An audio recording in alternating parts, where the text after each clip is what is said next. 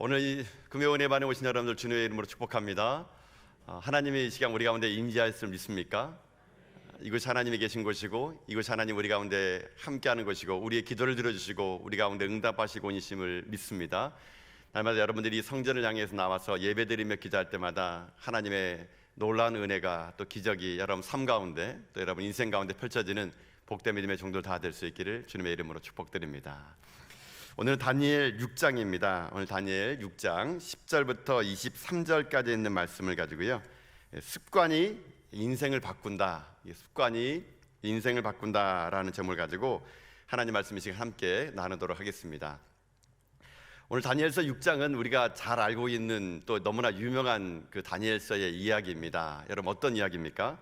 다니엘이 사자굴에서 이게 구원받는, 이게 사자굴에 던져졌지만 그 밤에 하나님이 보호하시고 인도하셔서 사자굴에서 구원받는 그런 이야기가 오늘 다니엘 6장에 나오게 됩니다. 다니엘 6장을 이렇게 읽다 보게 되면은 이게 다니엘 6장에 있는 내용이 동화 같은 이야기 같습니다. 야, 과연 이럴 수 있을까라는 그럴 정도의 이야기죠. 다니엘은 지금 이렇게 이야기가 되게 됩니다. 이 6장 앞정에 다니엘서 5장 30절과 31절에 보게 되면은 이 다니엘이 처음에 섬겼던 이 바벨론이란 나라가 이제 망하게 됩니다. 몰락하게 됩니다. 그러고 나서 바사 제국이 들어서는데, 이 성경에서 말하는 바사 메데라는 나라는 오늘날 우리들이 세계사로 말하면 페르시아입니다. 페르시아. 그러니까 바벨론이 무너지고 페르시아 나라가 등극을 하게 된다는 겁니다. 그런데 다니엘은 지금 어떤 상황이냐면, 지금 새롭게 통치된 다리오 왕 앞에 이 다니엘이 다시 한번 총리로 발탁되는 그런 장면이 나오게 됩니다.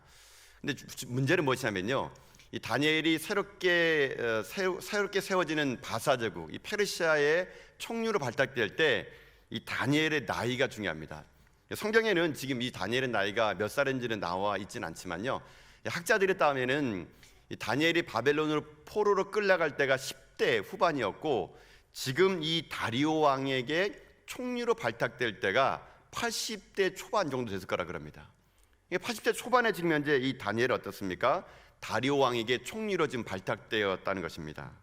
10대로 끌려왔던 어린 청소년이 이 노년의 나이에 이르기까지 그는요, 역사의 무대 속에서 한 번도 뒤처지지 않고 나라가 바뀌고 왕조가 바뀔 때마다 하나님의 특별한 은혜로 말미암아 그는요, 여러 왕들 앞에 쓰임받는 그런 놀라운 은혜가 다니엘에게 주어졌다는 겁니다.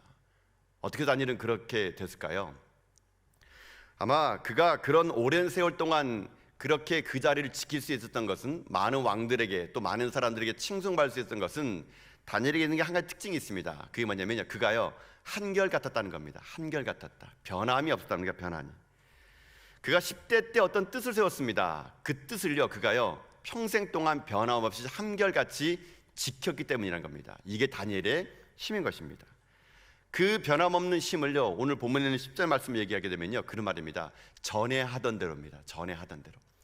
그러니까 상황이 바뀌고 여건이 바뀌다 그래가지고 다니엘은요 변하지 않는다는 겁니다. 전에 하던 대로 한결같다는 겁니다. 누가 옆에서 무엇을 하더라도 그는요 한결같았습니다. 오직 자기가 뜻을 정한 대로 갔던 그런 사람이 바로 다니엘입니다. 그래서 제가 이 다니엘에 관한 이런 이야기를 듣다가 어떤 한 목사님의 책을 읽어보니까 거기 참 재미난 이야기 있더라고요. 그 일전에 어떤 정치인이 그런 말을 해가지고 상당히 유행했던 적이 한국사에 있었는데, 여러분 혹시 이런 말 들어보셨습니까? 개가 짖어도 기차는 간다. 어떤 한 그 정치인이 이런 말을 한 적이 있었어요. 개가 짖어도 기차는 간다. 근데 이 상황을 이제 그 어떤 목사님이 설명하면서 이렇게 얘기하더라고요. 개라는 것은 상황이랍니다. 상황이고, 기차라는 것은 상황과 관계없이 달린다는 것입니다. 그러면서 이분이 참 그것을 이게 동요에다가 빗대어서 이 얘기를 하더라고요. 여러분 그 동요 중에 기찻길 옆이라는 동요 혹시 여러분 아십니까? 예. 여러분은 뭐 늘 상수만 부르셔가지고 동요는 잘 모르시는 모양이네요. 그러니까는 동요 중에 기찻길 옆이라는 이 동요가 있는데, 이 동요를 가지고 그분이 이게 설명하더라고요. 그 노래가 이렇게 시작됩니다. 기찻길 옆 오막살이 아기아기 잘도 잔다. 칙폭 칙칙폭폭 칙칙폭폭 칙칙폭폭 기차 소리 요란해도 아기아기 잘도 잔다. 여러분 지금 이 상황이 좀 이해가 되시죠? 이 아기는 어떤 아기입니까? 소신 있는 아기, 소신 있는 아기. 이 아기는요 너무 소신 있어가지고 기찻길에 기차가 뭐 칙칙폭폭 하든 뭐 칙칙폭폭 두 번 해지던 자기는 아랑곳 없이 자기 할 일을 한다는 겁니다. 잠잔답니다. 기차가 아무리 탱크가 지나가든 뭐가 지나가든 기차가 칙칙폭폭하다 하더라도 이 동요를 부르면 참 재밌습니다. 기차 소리 요란해도 아기아기 잘도 잔다. 참 소신 있는 아기 아닙니까? 근데 이 동요에 2절은 더 소신 있는 옥수수가 나옵니다. 옥수수가 이렇게 됩니다. 2절이에요. 기찻길 옆 옥수수밭, 옥수수는 잘도 큰다. 칙칙폭폭 칙칙폭폭 칙칙폭폭 칙칙폭폭, 기차 소리 요란해도 옥수수는 잘도 큰다. 예. 이 얼마나 소신 있는 옥수수입니까? 뭐라고 기차가 떠들든 간에, 환경이 요란하든 간에, 뭐 기차 할아버지가 지나가도 옥수수는 소신 있는 옥수수입니다. 나는 잘도 큰다라는 겁니다. 제가 이제 이 책을 읽어보면서 이분의 이 말을 이렇게 들어보면서 참 생각을 좀 많이 해봤습니다. 이게 그냥 동요 같았는데 이 동요 속에도 깊은 뜻이 있더라고요. 제가 지금 뭐 신데렐라를 분석하다 보니까 동요도 분석을 해야 되더라고요.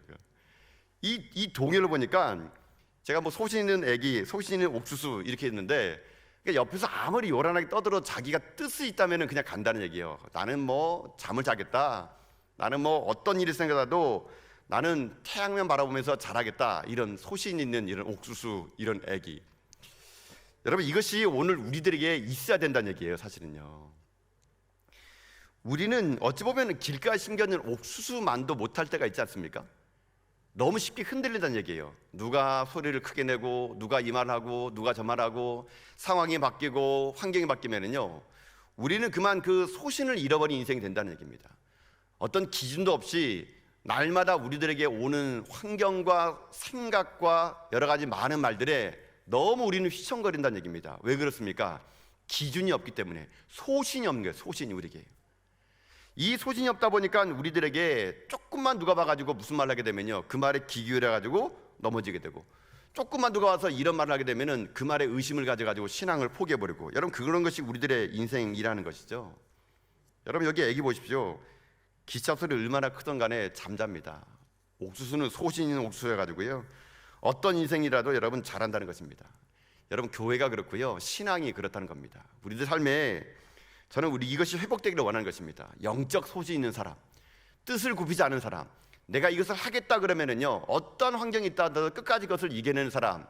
여러분, 이런 사람이 누구냐? 이런 사람이 바로 다니엘 같은 사람이고, 오늘 하나님은 그런 사람을 통해서 오늘도 한국교회 가운데 하나님의 일을 감당케 한다는 것입니다. 저는 바라기로 원하는 것은 여러분의 인생이 이런 소신 있는 믿음의 종들 될 수 있기를 여러분 축복합니다. 진정 하나님 말씀이 진리라면 그 진리를 사수하셔야 됩니다.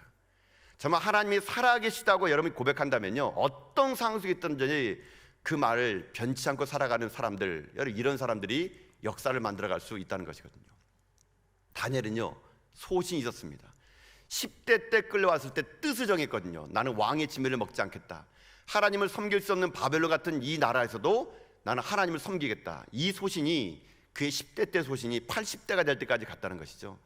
그러니까 왕조가 바뀌고 나라가 바뀌더라도 다니엘은요, 쓰임받는 놀라운 은혜가 생겼다는 겁니다.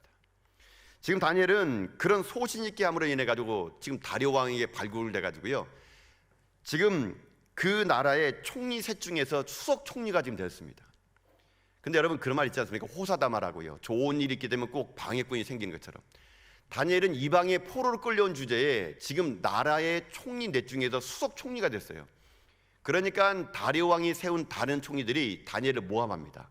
아니, 쟤는 이방인 아니야, 포로 아니야, 포로 주제에 우리보다 더 높은 자리에 있다니. 그래가지고 그때부터 이 다른 고관들과 방백들과 이 총리들이 다니엘을요 넘어뜨리려고요, 그의 약점을 들추게 됩니다. 여러분, 그들이 제일 쉽게 들쳤던 것은요, 오늘 본문에 나와 있지 않지만 아마 이랬을 겁니다. 정치인들에게 흔한 여러분 약점이 뭡니까? 비자금. 혹시 다니엘이 비자금이 있지 않을까? 막 여러 군데를 찾아봤지만 다니엘은 비자금이 없었습니다. 그렇다면 여자 문제가 있겠지. 다니엘을 아무리 찾아봐도 다니엘이 스캔들이 날 일 없는 겁니다. 이 사람들이 이제는 다니엘의 그 꼬투리를 잡기 위해서 혈안이 됩니다. 다니엘, 어떻게 하면 이 다니엘을 죽여볼 것인가? 그러다가요, 다니엘의 습관을 하나 찾게 됩니다. 그가 어떤 습관을 가진다 보니까는 이 다니엘이요, 하루 3번씩 자기의 나라에 무너진 예루살렘 성전을 향해 가지고 하루 3번씩 기도하는 것을 이들이 보게 됩니다. 이들이 모함을 짜게 됐죠. 다니엘이 그런 습관적으로 기도하는 모습을 가지고 이들은요, 왕 앞에 나가지고 이런 제안을 합니다. 왕이시여, 왕은 만수무강하옵소서. 왕의 이름이 이 땅 가운데 높여지기 원합니다. 왕이시여, 이제부터 30일 동안 왕이 아니라 다른 신에게 절하는 자가 있다면 그를 잡아다가 왕의 힘과 능력을 보여주기 위해서 그런 자들은 잡아다가 사자굴에 던져 넣어서 왕의 이름을 온 땅 가운데 만 백성 가운데 펼치시옵소서 이렇게 합니다. 그러니까 이 바보 같은 다리오 왕은요, 자기가 이제 왕이 돼가지고 왕권을 강하게 되는데 총리들이 와가지고 그 말하니까 너무 그럴싸한 거예요. 그래? 아니, 나보다 더 큰 사람이 있어? 앞으로 30일 동안 나 외에 그 어떤 자에게 인사하는 자는 다 사자굴에 던져놓도록 하겠다. 이 왕이요, 거기다 도장을 쿡 찍었다는 거 아니겠습니까? 여러분, 왕이 자기가 말한 거에 도장 찍은 건요, 왕도 어쩔 수가 없는 거예요. 이제 그 방백들과 이 총리들은요, 옳건이 됐구나. 이것만 가지면 다니엘을 죽일 수가 있구나. 그러면서 어떻게 합니까? 이거를요, 다 대잡으로 붙입니다. 이제 30일 동안 왕의 그 누구에게 절하는 자는 다 사자굴에 던져졌겠다. 여러분, 이거는 한 사람을 겨냥한 음모였거든요. 여러분, 다니엘이 그러면 거기가 총리였는데 다니엘이 이 일을 몰랐겠습니까? 그들이 음모 꾸리는 거 몰랐겠습니까? 다니엘은요, 그 사건을 듣고 나서 왕에 가가지고요, 한마디 말도 안 합니다. 저 같았으면 이렇게 같아요. 왕이 가지고, 왕이시여, 이거는 모함입니다. 모함. 저를 죽이려는 모함이 옵니다. 이렇게 얘기할 것 같은데 다니엘은요, 한마디 말도 하지 않고 그 왕의 그 명령에 도장이 찍은 걸 알면서도 다니엘이 어떻게 하냐, 하루 3번씩 그가 했던 습관을 따라 그가 기도를 하게 됩니다. 결국 그는 어떻게 됐을까요? 결국 사자굴에 던져져 버리게 됩니다. 그가 사자굴에 던져졌을 때 그를 모함했던 총리들과 방백들과 고관들은요, 아마 캐지나 칭칭 노래를 불렀을 것입니다. 이제 다니엘이 제거됐으니 이제 우리 세상이겠다. 그런데 여러분, 어떻게 됐습니까? 하나님이 그 밤에 다니엘을 어떻게 합니까? 평생에 한 번도 누워보지 못할 살아있는 사자 침대에 편안하게 누워가지고 다음날 어떻게 합니까? 나오게 하는 그런 일을 하겠다는 거 아니겠습니까? 왜 그 나라에 끌려갔던 많은 유대인들은요, 이 사자굴의 기적을 그들을 못 체험했을까요? 왜 포로로 끌려갔던 많은 사람들은 왜 다니엘이 이 기적을 체험하지 못했을까요? 그들은요, 다니엘에게 있던 습관이 그들에게 없었기 때문에 그런 것입니다. 여러분, 생각은요, 행동을 지배하게 되어 있고요, 행동은요, 습관을 지배하게 되고요, 습관은 성품을 지배하게 되고, 성품은요, 운명을 지배하게 되어 있는 것입니다. 우리가 어떤 습관을 들이냐는 우리들 인생을 바꿀 수가 있었던 것이거든요. 여러분, 다니엘이 사자굴에 던져졌을 때 살아날 수 있는 것은요, 그의 습관이 그의 인생에 큰 영향을 주었다는 것이거든요. 그렇다면 우리가 오늘 함께 이 본문의 말씀 속에서 살펴볼 게 무엇이냐면, 우리들의 습관은 어떤지를 한번 살펴보기를 원하는 것입니다. 다니엘은 도대체 평상시에 전에 했던 어떤 습관이 있었기에 그 수많은 사람들이 그를 죽이려는 모함 속에도 살아남고 사자굴에 던져졌음에도 불구하고 그가 살아나는 기적을 그가 느꼈을까?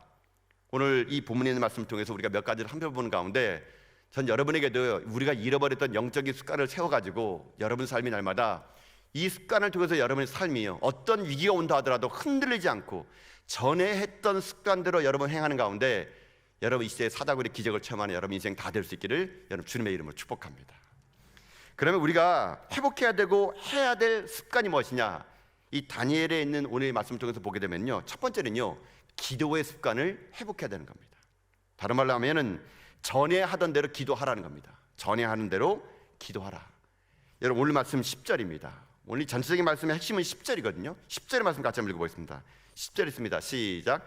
다니엘의 이 조서에 왕이 도장이 찍힌 것을 알고도 자기 집에 돌아가서는 윗방에 올라가 예루살렘을 향한 창문을 열고 전에 하던 대로 하루 3번씩 무릎을 꿇고 기도하며 그의 하나님께 감사했더라. 아멘.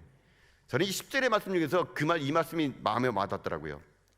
전에 하던 대로, 전에 하던 대로, 하던 대로 해, 이겁니다. 전에 하던 대로. 여러분, 전에 하던 대로 다니엘이 무엇을 했습니까? 왕의 그 명령에 도장이 찍혔음에도 불구하고 다니엘은요, 전에 하던 대로 그는 기도했다는 것입니다. 다니엘의 기도 생활은요, 여러분 우리가 볼 때 그냥 여기 본문에 있는 6장 10절을 보면은 전에 하던 대로라고 했지만 이들은요, 하루 이틀 한 거 아닙니다. 여러분, 다니엘이 포로로 끌려올 그때부터, 그는 10대 때부터요, 한 달이 아니라 1년이 아니라 수십 년 동안 그는요 전에 하던 대로 습관을 따라 그는 기도했습니다.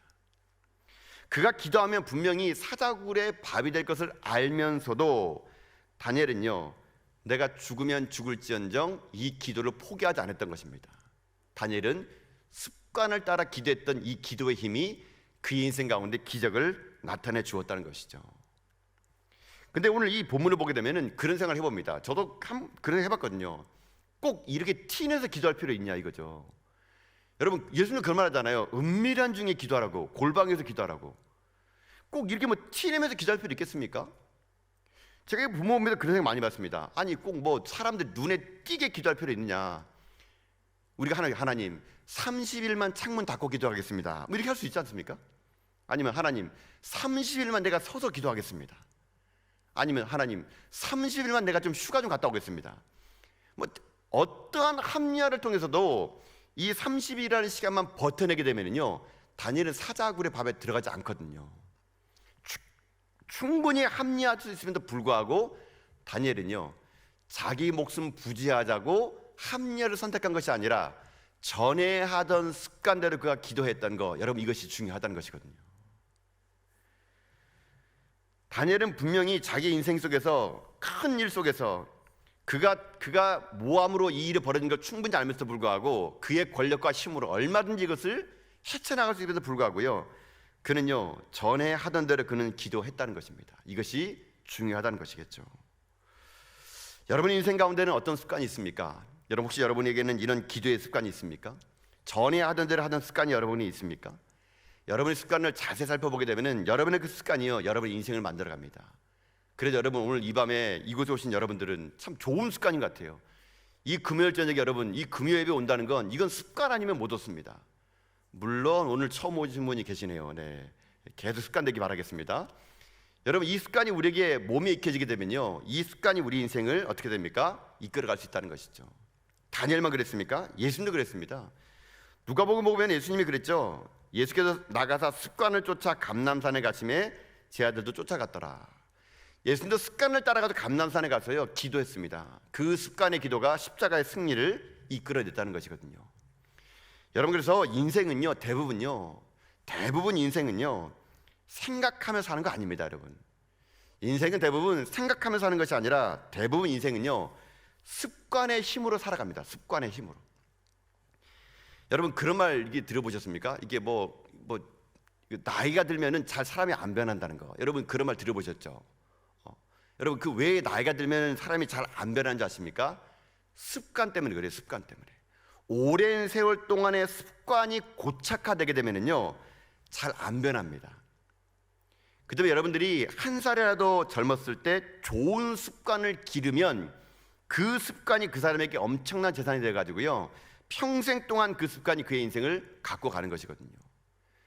여러분 제가 우리 교회도 새벽 기도에 나오시는 분들 보게 되면은 나이 어르신 분들이 여러분 새벽에 여기 나와서 기도합니다. 그분들이 얘기합니다. 늙으면 잠이 안 와 그렇게 얘기합니다. 여러분 그게 아니고요 그분들은 습관이에요. 습관. 평생을 그 시간에 깨워서 기도했기 때문에요 새벽 예배가 그분에게는 어려운 게 아니에요. 그냥 몸이 자동적으로 반사 반응해가지고요 나와서 나도 모르게 와서 앉아 있습니다. 앉아있어. 이게 습관의 힘이거든요. 습관의 힘. 여러분 그렇기 때문에 우리가 이 땅의 삶을 살면서 이 기도의 습관은요 여러분 이거는 훈련으로 우리가 체득되는 것이죠 저절로 되는 것이 아니라는 거거든요. 저는 개인이나 민족이나 마찬가지로 생각합니다. 이 사회의 공통적인 습관을 또 관습이라고 하지 않습니까? 어떤 민족을 보게 되면 관습이 참 안 좋은 관습인 나라 있어요. 너무 게으른 그런 관습이 있는 나라. 우리나라는 저는 참 좋은 나라로 생각합니다. 좋은 관습이 있는 나라로 생각하거든요. 개인이나 국가나 마찬가지입니다. 진정한 좋은 관습과 습관이 있으면요 미래가 열리게 되어 있거든요. 저는 여러분에게 오늘 부탁드리고 싶은 것은요 여러분이 이런 기도의 습관에 무릎을 꿇는 여러분 될 수 있기를 축복합니다. 여러분 그래서 습관을 바꾸는 것 이게 뭔지 아십니까? 이게 교육입니다. 교육은요 한마디로 말하자면요 습관을 바꾸는 겁니다. 습관을 바꾸는 것. 제일 좋은 교육은 좋은 것을 습관화시키는 겁니다. 그래서 교회가 할 수 있는 일은 뭔지 아십니까? 성도들에게 좋은 습관을 계속 들려줄 수 있도록 기도회를 많이 열어주는 겁니다. 오늘날 여러분 많은 교회에서 이렇게 얘기합니다. 기도회를 열어도 사람들이 안 와요. 금요 심야기도, 금요 철야기도 여러분 없어지는 이유는 교회에서 그 말합니다. 해도 안 온다고요. 여러분 아닙니다. 교회가 할 일은 뭐냐면요, 성도들 끊임없이 기도에 습관될 수 있도록 기도회를 열어주는 겁니다. 끊임없이 기도에 올 수 있도록 장을 열어줘 가지고요, 기도가 습관이 되게 하면은 성도들 이 땅 가운데요, 능력 있는 믿음의 사람으로 살 수가 있게 될 수 있거든요. 많은 사람이 이렇게 얘기합니다. 위기 때 기도하는 사람 어디 있냐고요. 여러분, 위기 때 누가 기도하는지 아세요? 습관처럼 기도한 사람이 기도하지 위기 때 다 기도 안 합니다. 여러분, 제가 목회를 해보니까 그게 딱 진짜로 딱 드러나더라고요. 정말 위기 때 기도하는 사람이 누군지 아십니까? 습관을 따라 기도한 사람만이 기도하지요, 위기가 닥쳐오면요, 대부분의 사람들은요, 사람 찾아다닌다. 사람. 이거 누구한테 찾아가면 이거 쉽게 해결할 수 있지? 이거 누구한테 말하면 도움 얻을 수 있을까? 이럴 때는 어떻게 되지? 전화기 먼저 잡는 겁니다. 사람은요. 여러분, 위기 때 다 기도 안 합니다. 여러분, 기도할 것 같죠? 여러분, 위기를 당해보세요. 여러분 행동을 봐보세요. 지금까지 우리는 어떤지 아십니까? 전화기 붙들고 사람 찾고 이 사람 저 사람 매달리다가 안 되면 우리 입에서 이런 말 합니다. 에휴, 기도나 해보자 입니다. 기도나 해보자. 여러분, 이게 아니죠. 우리의 모든 상황의 첫 번째가 기도가 돼야 되거든요. 이 기도의 습관을 가진 사람, 이런 사람이 이 땅 가운데 하나님의 거룩한 일들을 감당할 수가 있는 것이거든요. 저는 그래서 여러분의 인생의 삶이요, 날마다 기도의 습관을 가지고 살아가 여러분 인생길 다 될 수 있기를 바라겠습니다. 그러려면 제일 좋은 게 뭐냐면요, 반복입니다. 반복. 여러분이 오늘 이 금요 예배에 반복적으로 나와보면 그게 습관되거든요. 그 습관이 여러분 인생 가운데 어떤 일이 생기느냐, 여러분 인생 가운데 위기가 올 때 여러분 가운데 앞날을 펼쳐질 수가 있게 되는 것입니다. 누가 기도의 습관을 가질 수 있습니까? 매일 조금씩 기도하는 사람입니다. 매일 조금씩 기도하는 사람. 힘들고 어렵더라도 내가 기도를 심는 사람, 이게 진짜 중요하거든요.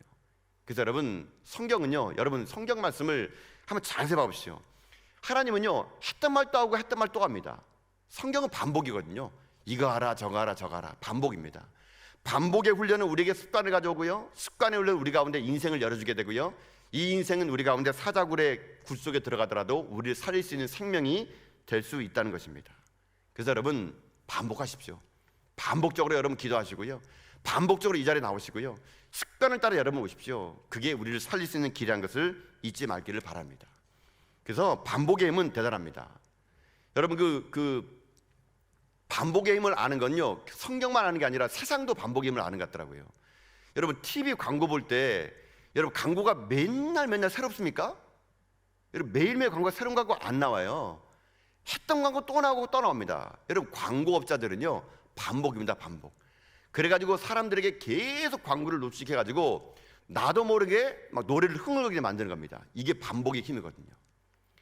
제가 일전에 저희 아들을 보면서 이 반복의 힘을 대단한 걸 알았습니다. 저희 아들이 이 3살 때인데요. 3살 때.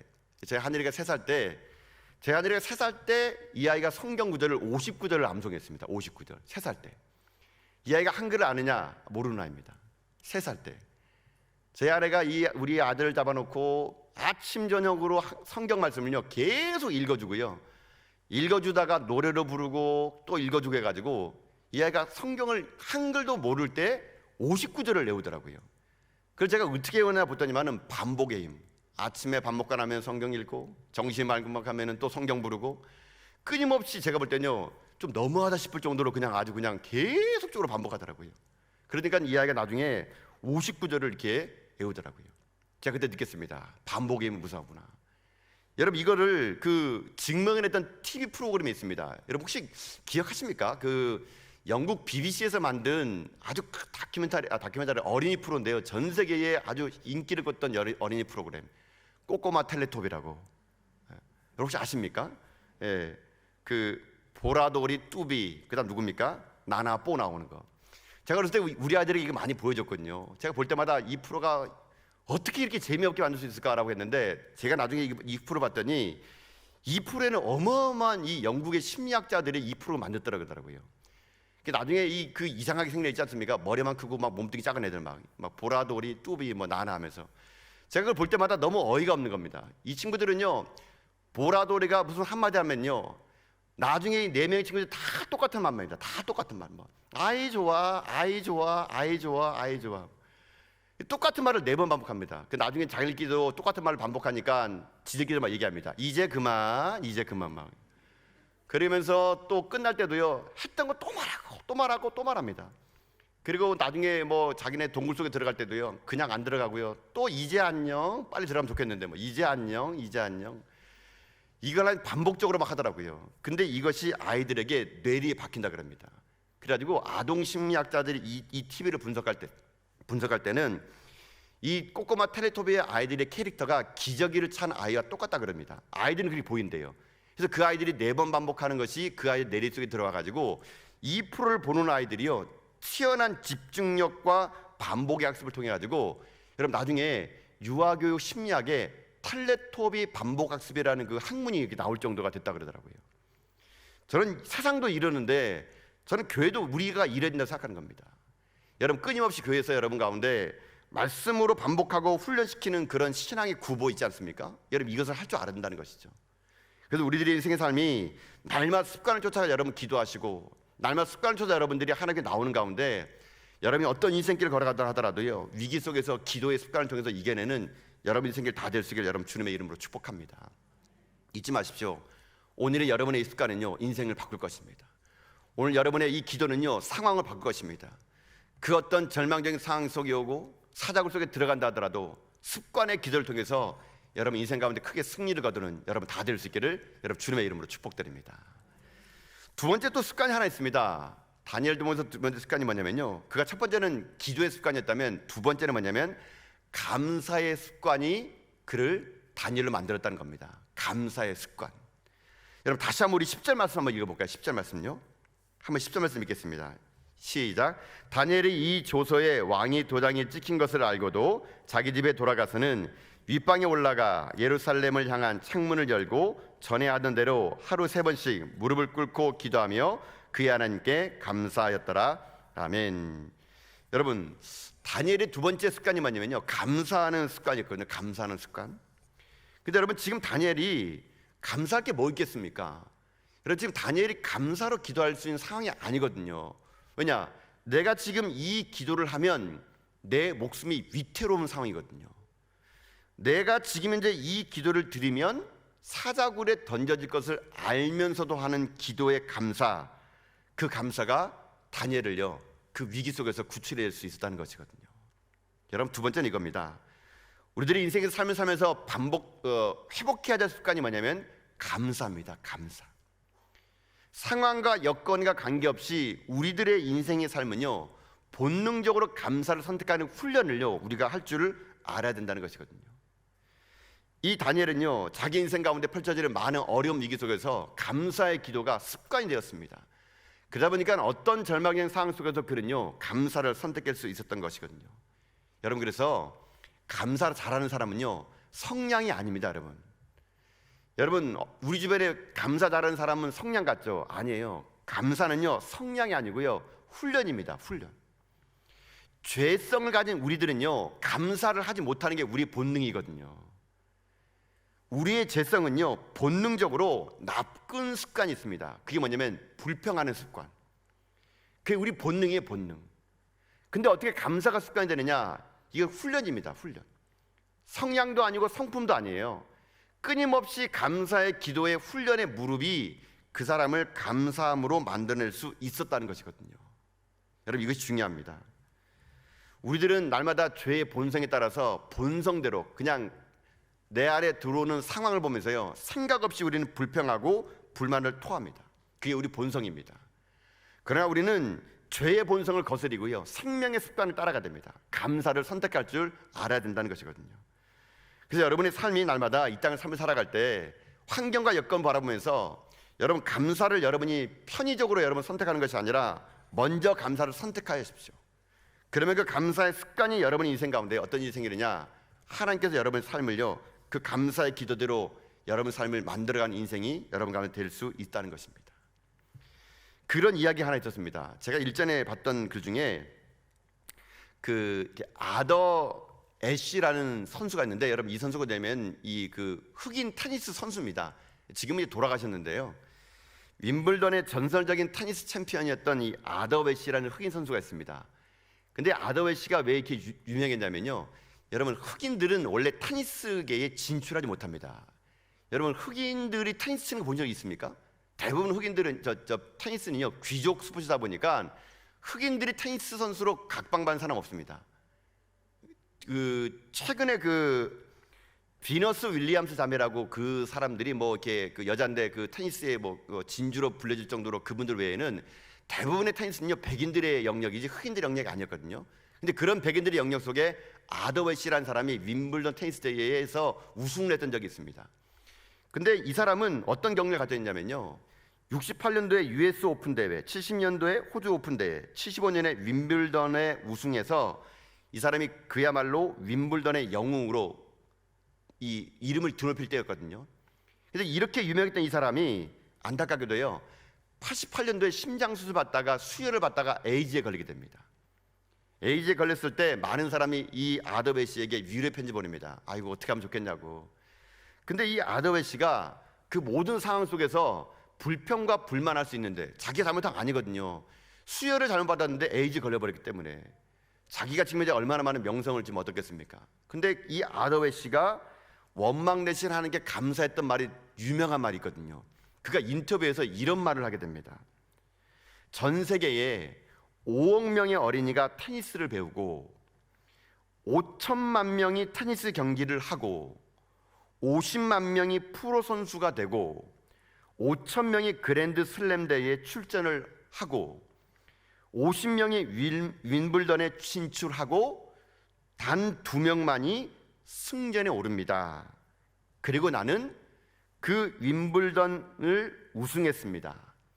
나는 윈블던 우승 트로피를 들고 이렇게 얘기했습니다. 하나님, 왜 하필 나입니까? 라고 묻지 않았습니다. 저는 지금도 이 고통의 순간에 이렇게 얘기합니다. 하나님, 왜 하필 나입니까?를 묻지 않습니다. 이렇게 얘기했다 그럽니다. 그리고 이 아더웨시는요 1993년도에 그 에이즈가 퍼져가지고 결국 죽게 됩니다. 근데 그가 죽기 직전에 했던 이 말이 저는 참 감동적입니다. 그가 우승했을 때 하나님 왜 하필 나입니까? 라고 나는 얘기 안 했던 것처럼 자기가 이 고통스러운 현장에 왔을 때 하나님 왜 하필 나입니까? 이렇게 묻지 않았다는 얘기예요. 여러분, 이 말이 무슨 말이냐면요, 우리는 은혜를 받았을 때 마땅하다고 여깁니다. 당연히 내가 받는 거라 얘기합니다. 그러나 고통이 오고 절망이 오면은 우리는 한결같이 하나님께 이 말합니다. 하나님, 왜 하필 나입니까? 이렇게 우리가 물어본다는 얘기죠. 우리가 잘 나갈 때는 그 모든 것들이 그냥 우리의 공로이고 우리의 힘이고 우리의 능력이고 마땅히 이것은 내가 취할 수 있는 것이라 생각하지만 고통의 절망의 순간이 오게 되면은 항상 우리 물어봅니다. 하나님 왜 나입니까? 여러분, 우리가 잘 나가고 모든 걸 풍요로울 때 하나님 왜 나입니까? 라고 물어보지 않는다면요 우리가 절망의 순간에도 하나님 왜 나입니까? 라는 것을 말해서는 안 된다는 겁니다. 결국 우리가 무엇을 얘기해야 되냐? 감사를 선택하라는 것이죠. 모든 게 잘 나가고 모든 게 이루어졌을 때 감사했다면 어떤 절망적인 상황 속에 있을지라도 감사를 선택할 때 그때 그 감사가 우리 인생을 이끌어갈 수 있다는 것, 이것이 바로 오늘 우리 다니엘을 통해서 회복해야 될 두 번째 습관이라는 것입니다. 여러분, 오늘도 그 죄의 본성대로 살고 계십니까? 아니면 생명의 습관대로 감사를 선택하고 계십니까? 여러분의 지난날의 삶을 돌아보십시오. 불평이 많았습니까? 감사가 많았습니까? 불평하는 세상 속에서 여러분은 감사를 잃어버리고 살았습니까? 아니면은 감사할 수 없는 상황 속에서도 감사를 선택하는 그런 인생이 여러분 되었습니까? 다니엘은요 지금 감사할 수 없는 상황 속에서 감사를 선택했습니다. 이것은 그의 습관이었습니다. 습관, 훈련이었습니다. 마찬가지로 우리들의 인생의 삶도 이 땅을 삶을 살아갈 때 날마다 감사를 잃어버리지 않는 그런 인생 될 수 있기를 여러분 주님의 이름으로 축복드립니다.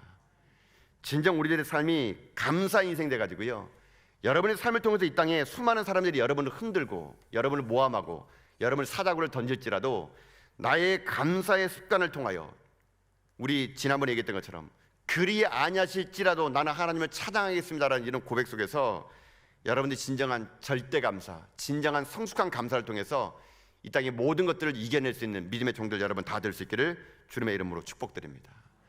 오늘 다니엘 통해서 우리가 두 가지를 회복하자 그랬습니다. 하나는 기도의 습관, 하나는 감사의 습관입니다. 기도하는 사람은 기적을 맛봅니다. 감사를 선택한 사람은 사자굴에서도 노인을 받을 수가 있게 됩니다. 여러분 인생의 삶이 이 시대에 하나님의 다니엘처럼 되어서 이 땅 가운데 기도의 습관을 가지고 감사의 습관을 가지고 이 땅 가운데 모든 어려움들을 난제들을 이겨나가는 하나님의 신실한 종들 다 될 수 있기를 여러분 주님의 이름으로 축복드립니다.